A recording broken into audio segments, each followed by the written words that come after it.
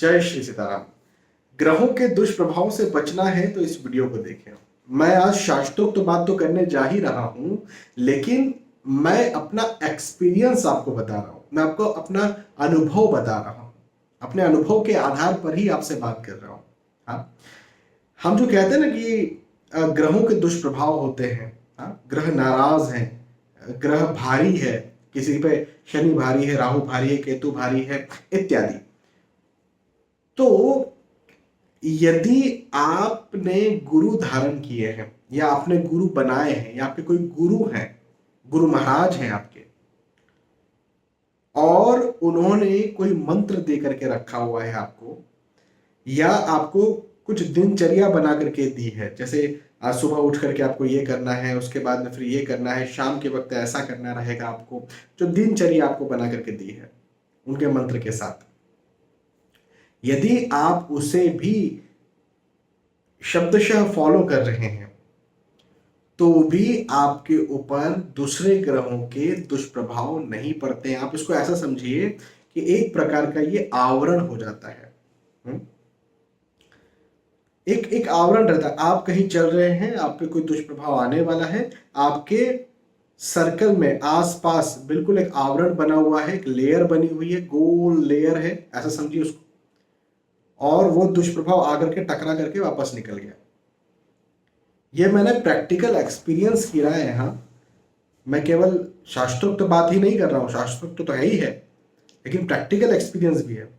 तो आप सभी से मैं ये कहूंगा कि गुरु बनाए, गुरु धारण करें, और यदि आपके कोई गुरु हैं ऑलरेडी तो उनके मंत्र या उनकी जो दिनचर्या है, उन्होंने जो बताई है कि ऐसे ऐसे ऐसे ऐसे किया जाता है, वो आप करें। अब कई सारे लोग ये कहेंगे कि गुरु किन्हें बनाए। हाँ, तो देखो, अब आपको जो विचारधारा अच्छी लगती है, देखिए हम सनातन संस्कृति से, सनातन धर्म से, सनातन संस्कृति धर्म में कई सारी विचारधाराएं हैं।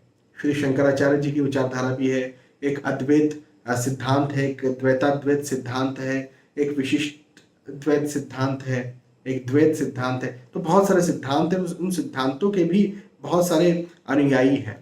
तो अब आपको कौन सा सिद्धांत समझ में आता है ये मुझे नहीं पता।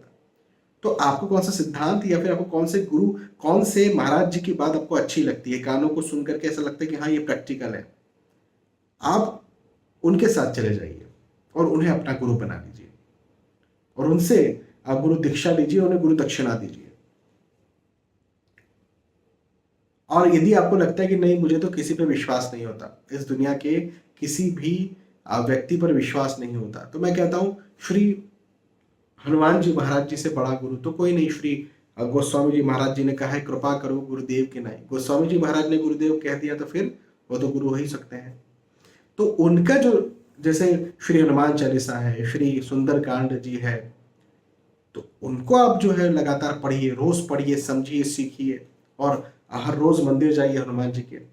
अब ये हनुमान जी मैं इसलिए कह रहा हूँ कि आपको कुछ समझ में नहीं आते, लेकिन आपको लगता है नहीं कोई लाइव होना चाहिए। हनुमान जी तो खैर है ही है, सर्व मतलब सर्वप्रथम है गुरुओं में, लेकिन फिर भी कोई लाइव होना चाहिए जो हमें सिखा सके, हम किसी से पूछ सके। तो फिर आप देखिए और उनसे लीजिए आप गुरु दीक्षा। लेकिन गुरु होना बहुत जरूरी है।